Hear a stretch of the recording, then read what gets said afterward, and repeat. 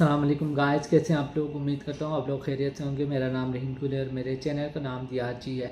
तो आप लोगों ने मेरे चैनल को सब्सक्राइब करना है, लाइक करना है और घंटी के निशान को दबाना ना भूलें ताकि मेरी हर वीडियो आपको एक टाइमली अंदाज में मिल सके। आज हम जिस ड्रामे का रिव्यू कर रहे हैं वो है जिनकी शादी उनकी शादी।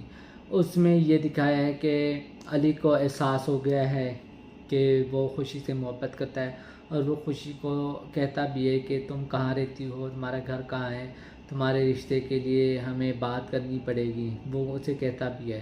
ठीक है, उसके बाद अब नातिया गई है अपने घर और उसने माँ को बातों बातों में बता दिया है कि मैं घर में गई थी, वहाँ पर जिन भूत रहते हैं और पुरानी हवेली है और ये वो वगैरह। तो उसकी माँ जर्नलिस्ट होती हैं तो उसे ऐसी कहानी का और इस तरह की चीज़ें करने का उसे पहले ही बड़ा तजस्सुस होता है। वो कहते हैं कि इस तरह की कहानी मैं छापूंगी, मुझे अच्छी स्टोरी मिल जाएगी।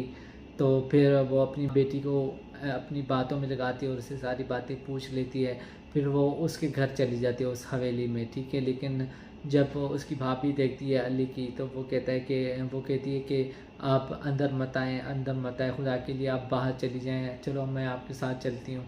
फिर वो दूर वीराने में उसे सब कुछ बता देती है। ठीक है, फिर वो कहती है कि बस मैं आपकी हवेली नहीं जाऊंगी, चलो आपको बाहर ड्रॉप कर देती हूँ। जब वो वहाँ आती है तो वो कहती है कि वो सब कुछ बता देती है कि मैं आर्टिकल वगैरह लिख रही हूँ, चलो उसका लोकेशन और कुछ चीज़ें मैं चेंज कर दूँगी तो जिससे ये पता नहीं चलेगा कि आपकी हवेली है कि किसकी हवेली है। ठीक है, तो आप बेफिक्र हो जाएँ।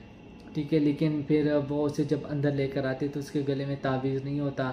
ठीक है, उसके बाद वो जो जिन होते हैं, मैंने फ़र्स्ट टाइम ऐसे देखा है कि जो जिन होते हैं वो इतने पागल होते हैं।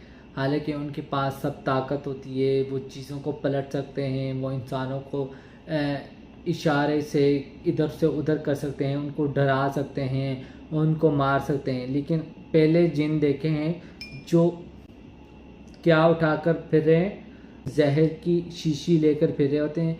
वो कह रहे हैं कि हमने इसके खाने में ये जहर की शीशी मिलानी है।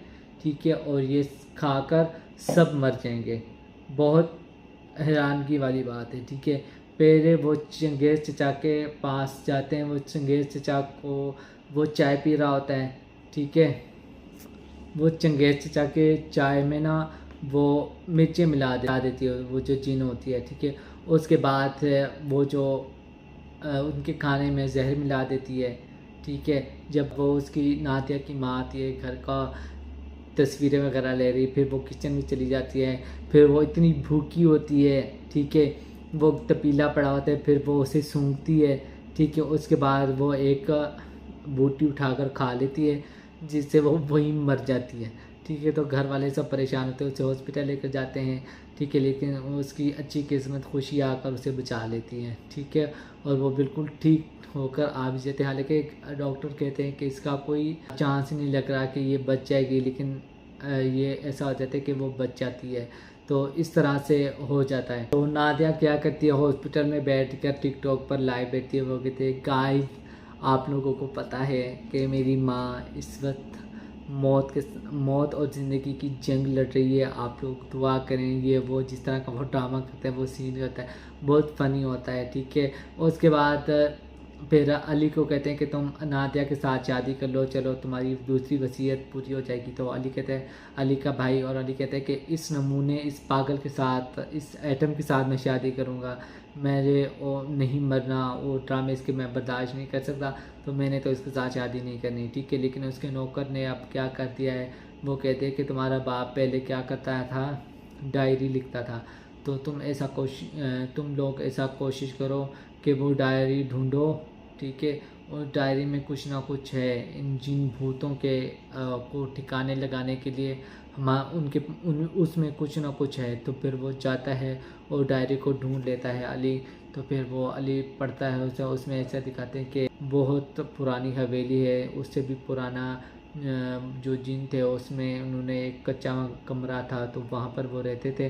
फिर उनके परदादा ने ठीक है उस हवेली को, उस कच्चे घर को तोड़ दिया, फिर उसके ऊपर ये हवेली बनाई, जिसकी वजह से वो उनको गुस्सा आ गया और वो उसमें रहने लगे। तो फिर उन्होंने क्या किया, उसकी माँ को मार दिया, उसके बाप को मार दिया, तो वो उनकी रूहों को वो अंदर कैद कर रहा है। ठीक है, तो इस तरह की स्टोरी है। तो अब स्टोरी आगे खुलेगी तो मज़ा आएगा। तो मैं इसे बहुत इंजॉय कर रहा हूँ। तो आप लोगों को कैसा लग रहा है, तो आप लोगों ने अपना फीडबैक मुझे लाजमी देना है, और मेरे चैनल को सब्सक्राइब करें, लाइक करें और घंटी के निशान को दोबारा ना भूलें, ताकि मेरी हर वीडियो आपको एक टाइम अंदाज में मिल सके। मिलते एक नई वीडियो में। ओके, खुदा हाफिज़।